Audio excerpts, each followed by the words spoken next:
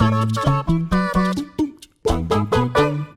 everybody, welcome to WhatCulture Gaming. I'm Scott, joined by Josh. Hello, Scott. Josh, my friend, it's 2021. It still kind of feels like it's the end of 2020, and we just thought we'd pick up where we left off, because it's not like Cyberpunk 2077 is suddenly in a much better state than it was, despite having various hotfixes and CDPR sort of trying to get on top of it, sort of trying to say, look, if we bolt this on and carpet staple this thing a little bit, we can make it closer to the version that you wanted at launch.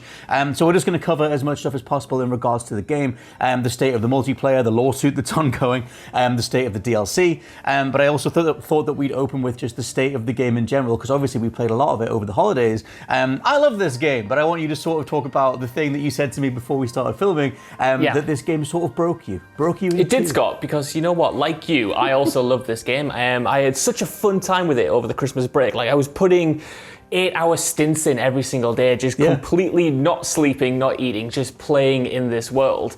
But then the bugs finally caught up to me. Like, they were already there, obviously. I was already annoyed with them, but they hadn't completely ruined the experience. Yes, they would crash the game every hour and a half, it seemed, but I was still enjoying the story, and I was still enjoying the characters, until the point where the game literally forced me to stop enjoying those things because some of the quests were just bugged out. There was one quest late in the day, I think I was like 40 hours in or something, getting to the end game, and there was one character's kind of like quest line that just completely broke for me, and I thought, cool, I do not care about this game at all now. You have ruined every single thing, because like my last save to undo the fix, there might be a patch now, but I don't think there was. There certainly wasn't at the time. There was one workaround, and to get that workaround, I would have to lose literally like 20 hours of gameplay, you know what I mean? So I was not going to do that, and it just completely soured my experience. Like, that was like breaking the camel's back. That was the tipping point for me, and I just thought, you know what, this is unacceptable. There's for me at that point there was no kind of finding the diamond in the rough, you know what I mean, anymore. It just completely soured my experience, and that was my takeaway. I just, after that, I steamrolled the main story, uninstalled the game, and now I'm done with it, Scott Tilford. See, I've still got it installed because I'm mopping up all the other side missions, but every sort of 3 or 4 side missions, I want to do literally everything in the game, but every 3 or 4 side missions, whether it's just stopping an NCPD crime thing or whatever, it just crashes again. And I initially was like, well, I can forgive some of this because it's a big, ambitious game, and, you know, there's all the behind the scenes stuff, there's all the ramifications of the fact that it was sort of kicked and punched into a final form, you know, but at the behest of the developers, screaming to management, this isn't going to be okay. So I keep trying to take that into account, but when it keeps crashing and they keep doing hotfixes, and it's just, at some point I was like, yeah, F you, I'm kind of done. I'm going to just take a break and wait for some stuff, some bigger patches that are coming in. So let's cover what's going to happen with the game, hopefully, across 2021, ASAP. Because initially, you know, they said last year that they do have 2 sizable patches coming in January and February. All they've said about that is that they're both large updates. And they do class things like the police AI as part of one of the bugs that's going to be fixed. So they sort of said that they're aware of that, which kind of makes me feel like there's going to be an entire, you know, police AI system, bounty system, the initial stuff that they described pre-launch that might get added in. There's also the next-gen upgrade that they haven't talked about in terms of, other than saying that it's coming early 2021. You know, we know that the game's going to get some sort of PS5 Series X or Series S upgrade. Do you think that that'll be the same thing? That they'll just, I don't know, somehow by the end of February, we'll just have the next-gen version, or is that going to be something that's delayed and for the rest of the year? Because all we have now is that it's coming early. I think it has to be like, there's so many promises for 2021 or early 2021, you know what I mean? Like you said, you've got like these updates, you've got these patch fixes, you've got these next gen versions, you've got apparently free DLC that's coming as well, and that just seems like a lot considering the state of the game now. Like, they're not easy fixes that are being rolled out at the moment. Like, we've had a bunch of patches already, and while they've improved a lot, the game's still in like a bad state, even on like the PlayStation 5 like we were playing it on. So I feel like some of this has to like be pushed to like the summer, maybe even like the winter. I don't know when this game is going to be the game that everyone expected it to be like a month ago, you know what I mean? Which sucks. Well, the whole thing with like trying to map the whole game. My throat's dying, Josh Brown. This can stay in the video, but I just coughing left, right, and centre. I haven't talked this much in 2 weeks. Just been saying, playing Sayonara Wild Hearts. But yeah. in terms of the January, February stuff, they initially, obviously, there was the whole debacle at launch, and they were like, oh my God, we'll fix it. We've got 2 patches coming in January, February. So they could almost be seen as arbitrary, where it's just sort of, what are the next big monthly milestones that we can attach to certain things, and we'll work towards them. Because the hot fixes that you mentioned, they changed it so that when you fire a gun in like a crowded place, not everybody ducks for cover at once anymore. Some of them will run in different directions, really minor things that they sort of got to. But the crashes are still happening. It doesn't feel stable on PlayStation, especially on PS4, and so there's all that stuff to sort of sort out. And is that alongside the next gen stuff? Is the next gen stuff just a 4K resolution, or is it trying to get it sort of closer to the PC version, where like the lighting effects look better and stuff like that? I don't know, but assumedly we've got the January and the February patches, the next gen stuff. They could be the same thing, but we'll see. And in terms of multiplayer, it was Adam Kaczynski said that multiplayer was always a separate standalone production, but then after everything at launch, he just said that they don't want to have a comment on it,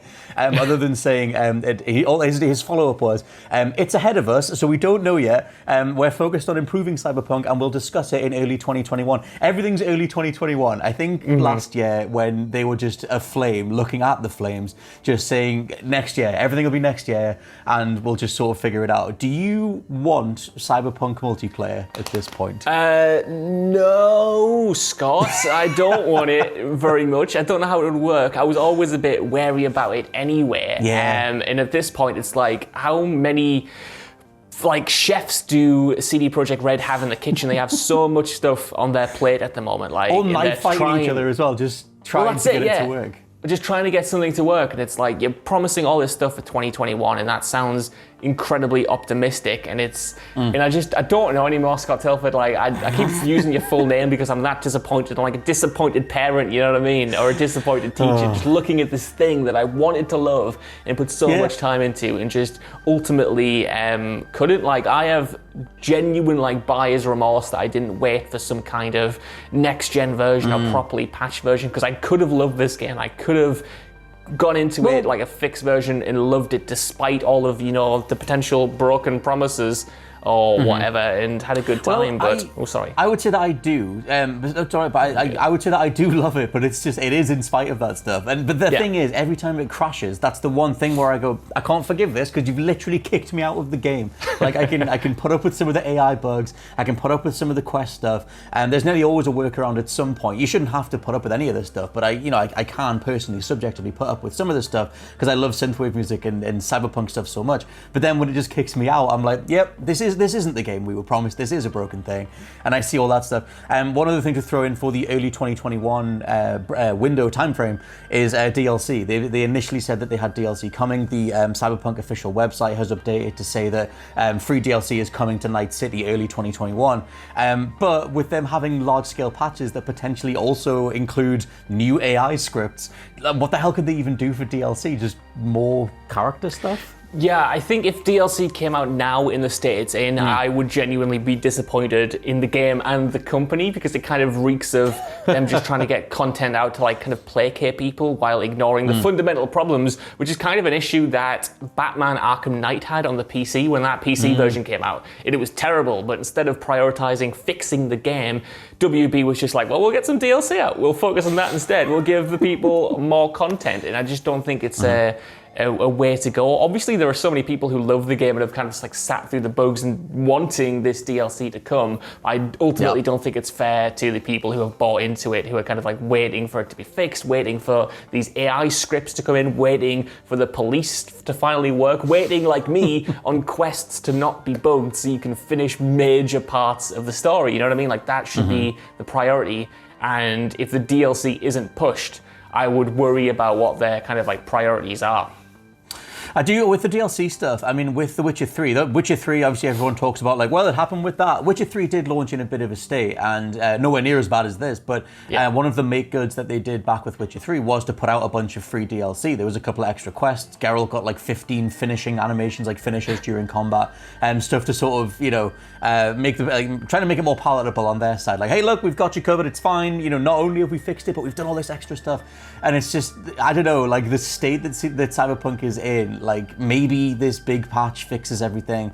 But assumedly CDPR's staff still had a Christmas, so it's like they're still going to try and get back on this after they've had a break.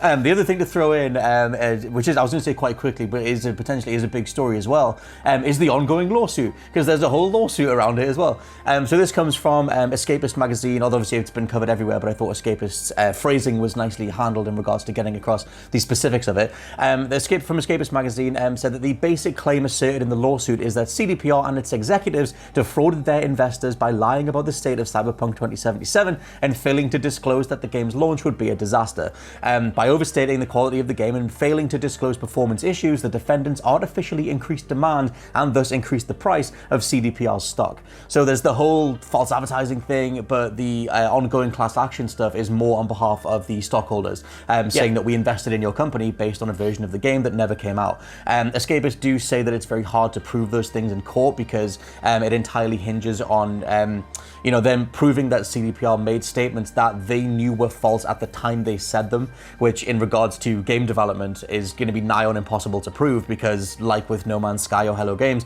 they were always saying, a version of the game's coming and that's what they believe in, and if they believed it at the time, then you can't say that they, willfully defrauded people. Well, Scott, despite my 2-bit mustache that I'm currently sporting, I have no understanding of the actual legal ramifications of the case. Can you twizzle it? Can you twizzle it? I can't yet. I cut the ends off because it was getting a bit handlebar. But I don't really understand the actual impacts of the law on the shareholders and investors. I do know that in a PR space, a lawsuit always legitimizes problems.